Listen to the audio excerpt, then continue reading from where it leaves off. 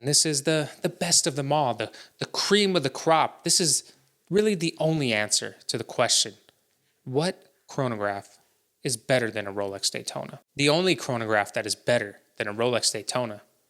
What's up, YouTube? I'm Christophernegroni, and today we're talking about 5 chronographs that are better than the Rolex Daytona.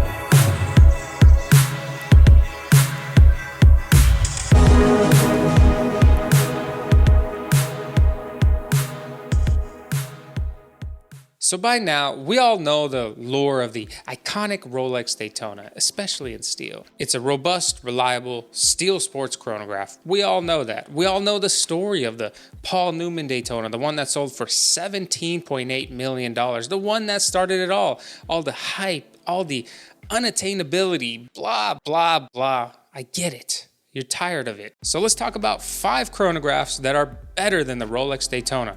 Make sure you stay tuned for number 1. Starting with number 5, the Zenith Chronomaster Sport. Now let's get the big, glaringly obvious elephant out of the room right away. Did Zenith copy the Rolex Daytona with their Chronomaster Sport? Yeah, they kind of did. Yeah, they did, okay?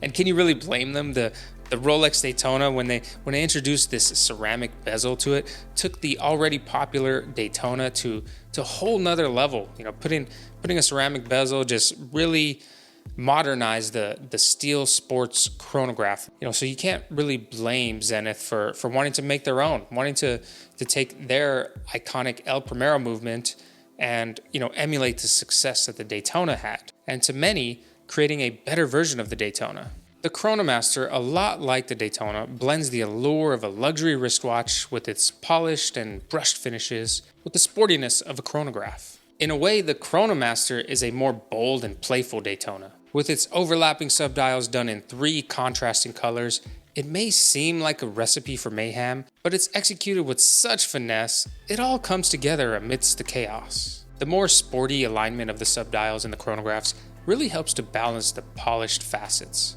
Most luxury watch companies are way too stuffy to even attempt this type of execution with their chronographs. Now, the heart and soul of the Chronomaster are where we can look at the relationship between the Zenith and the Rolex.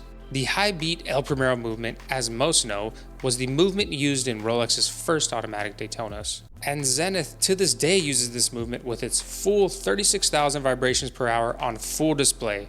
Whereas when Rolex utilized this movement, it was tuned down to 28,000 vibrations per hour. The high beat El Primero movement is really a beauty to behold through its display case back, and makes for a great party trick when you activate the chronograph to watch it fly around the dial. Not only beautiful, but capable of timing precisions down to 1/10 of a second, it is a true high horsepower movement with the tools for sports timing. The Chronomaster Sport just offers way more value than the Rolex Daytona at, you know, half the price.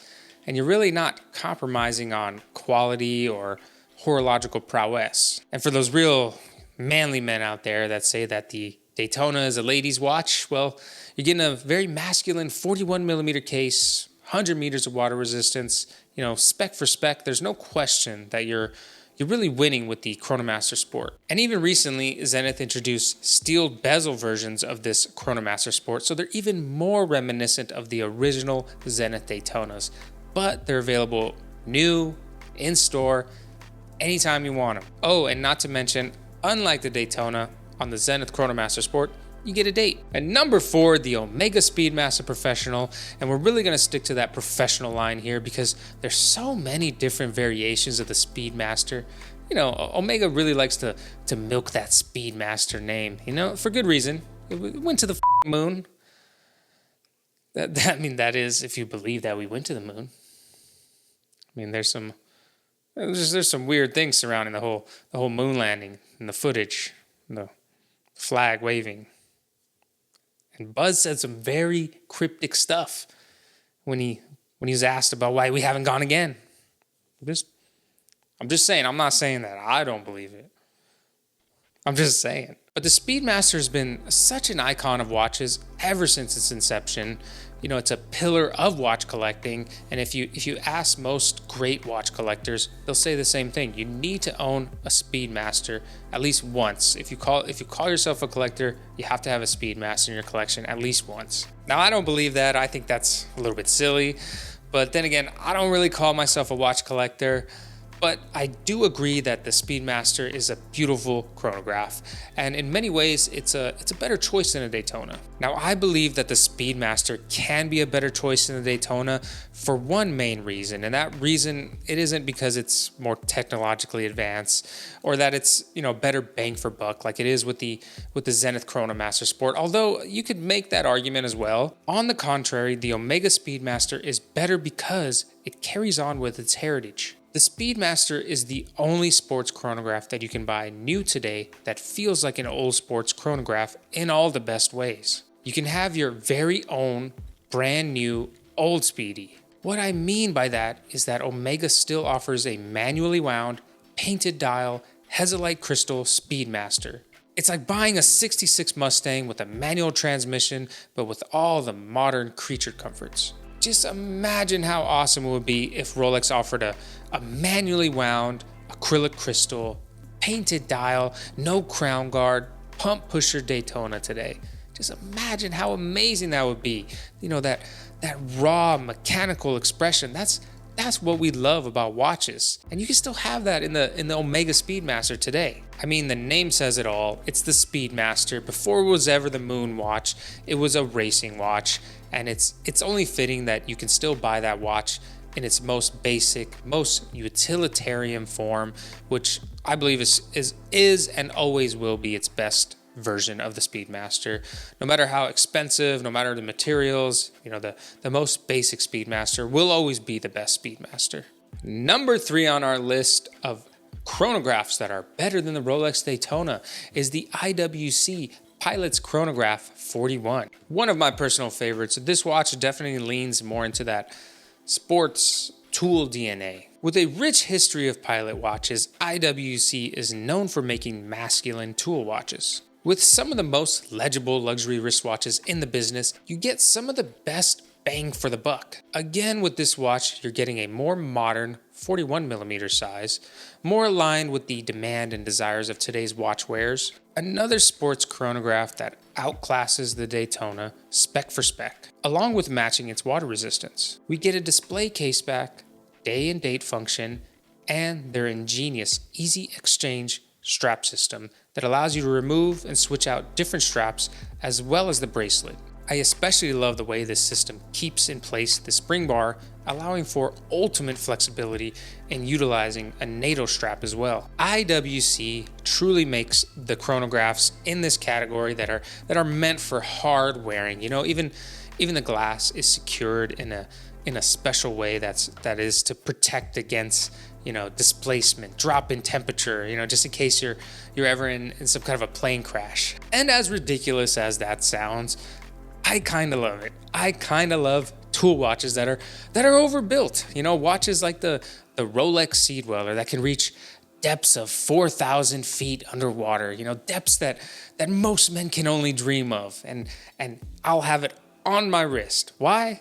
Because you can. And, you know, that's kind of the point of luxury, is just having way more than you need. Isn't another definition of luxury? So absolutely, I want my sports chronograph to have a glass that is secured against drops in temperature from a plane crash. Yes, give me that. I want that. So the IWC Pilots Chronograph really is just a fantastic choice if you're looking for a sports chronograph. And not to mention, the brand will back their product for 8 years. 8-year manufacturer warranty, which is about as long as it'll take for you to get a Rolex Daytona at retail.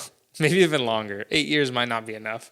But for 8 years, you'll be backed with your IWC Pilots Chronograph. Now, beyond all the specs, one of my favorite aspects of this watch, and pretty much the brand itself, are all the special editions that they've done with the Pilots Chronograph. IWC have now made a version for everyone. You can get the steel version in multiple colors and strap options. You can get the Top Gun range in ceramic with the Woodland edition and Lake Tahoe and a blacked out double chronograph version. My all-time favorite and pick of the bunch has to be the Pilots Chronograph Patronus AMG edition, which gives you all the same great details of the original chronograph, but this time in a vibrant, dare I call it Tiffany-esque blue, not to mention finished in titanium. Number 2, we're taking it to Le Brazu with the AP Royal Oak Chronograph 41. Oh, I'm even rocking the AP shirt today.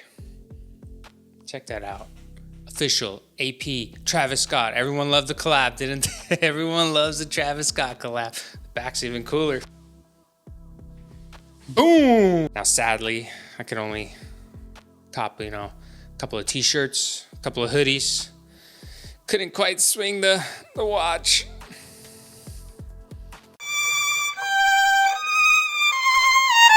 Whatever, maybe next time. Now with this pick, you're starting to see a common theme here. These are all watches that are much more substantial. These are watches that make more of a statement than the Rolex Daytona. The AP Royal Oak Chronograph gives you that and more, encased in Gerald Genta's original brainchild, the Royal Oak. Right off the bat, you're getting one of the most beautifully finished steel sports watches. Now the 41 size, in its usual 3-hand form, is the more common choice for those hunting down their Royal Oak. It makes sense as the original was a simple 2-hand version, so it's as close as you'll ever get to the original jumbo size, seeing as though it is practically impossible to buy. More will opt for the 3-hand 41 Royal Oak.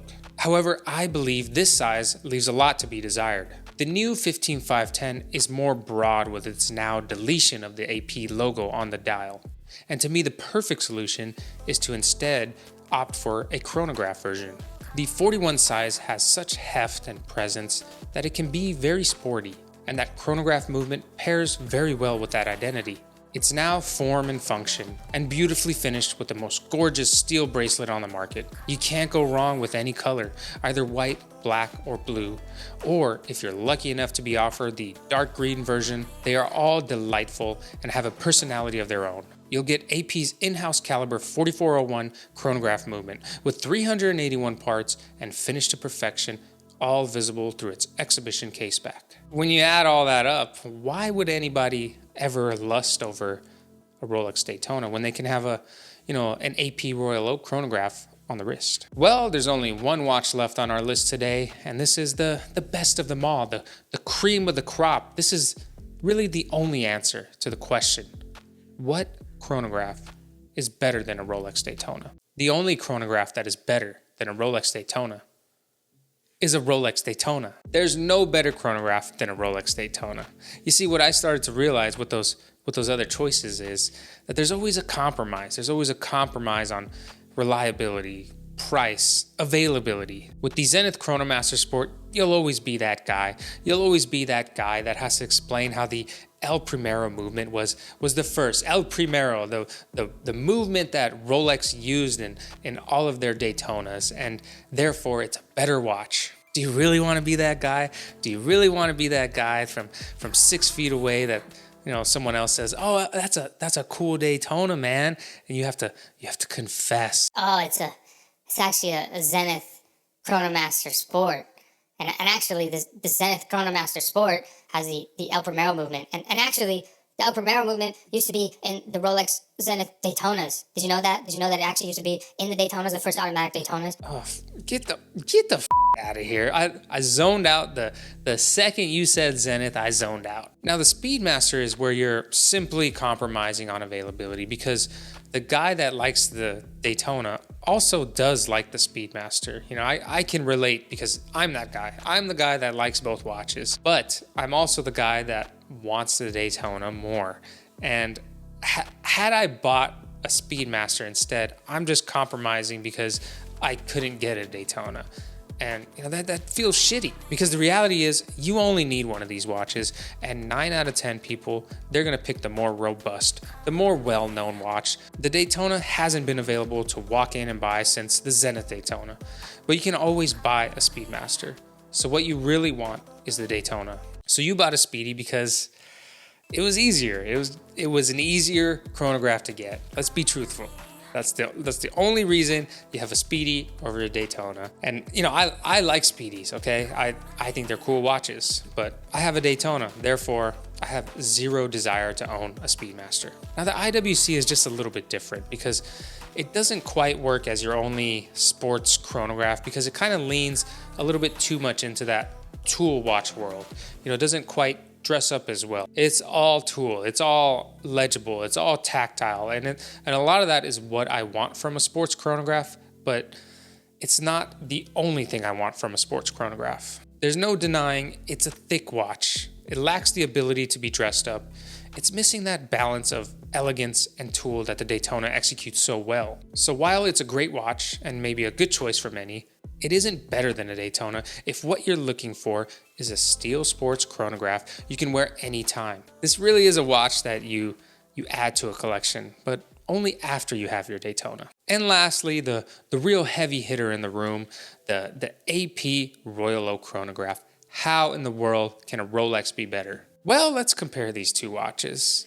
At $38,500 retail for the Royal Oak, that's after we buy 2 code 1159s and maybe a Royal Oak offshore, you know, and maybe agree to a couple of quarterly colonoscopies, all in-house, of course, versus $15,100 for the Rolex Daytona at retail, which, yes, I know that Rolex also makes you jump through all kinds of hoops. So let's be fair here. Let's be fair, and let's say we're buying both of these at gray market prices. So let's say the Daytona is at $30,000. The AP chronograph at what? $60,000? Either way you slice it, the AP is just not $30,000 better than a Daytona. Not even close. They're both made in-house and from two of the most well-known brands. I'll give it to the Royal Oak for its bracelet and finishing. The Daytona really can't compete with that one aspect, but then again, it doesn't have to. The Oyster bracelet is in a league of its own. While it may not dazzle like a disco ball, it is widely regarded as one of the most comfortable steel bracelets, handsome and cohesive with the timeless design of the Oyster case. And there's one thing the Daytona won't do that cannot be said about the AP. The Daytona won't break. It's just better. The thing I'm trying to say is, don't compromise, because if you're clicking on this video and you're looking for 5 watches that are better than a Daytona, just save your time, save your money, save yourself the headache. You're looking for a steel sports chronograph, something robust and reliable, something that connects that love for mechanical gears in a timing mechanism, a wearable, everyday piece, something to be proud to look down at and call yours. You're looking for a Daytona. Sorry to break the bad news to you guys, but the only chronograph that is better than a Rolex Daytona is a Daytona. Go ahead and leave all your hate in the comments. It's all right. You're entitled to your opinion, even if it's wrong. And I'm just messing around with you guys, right? You guys know I'm just messing around. See, the problem with these videos is you guys don't really know me all that well. Some of you might know me, but most of you don't know me. And I'll say one thing before I leave. Don't take me too serious, okay? I do this for fun, okay? All of these are for fun, you know. Even though I spend hours of editing and putting together these videos, it's fun. So don't take me too serious. Anyways, thank you guys for watching. Negroni out.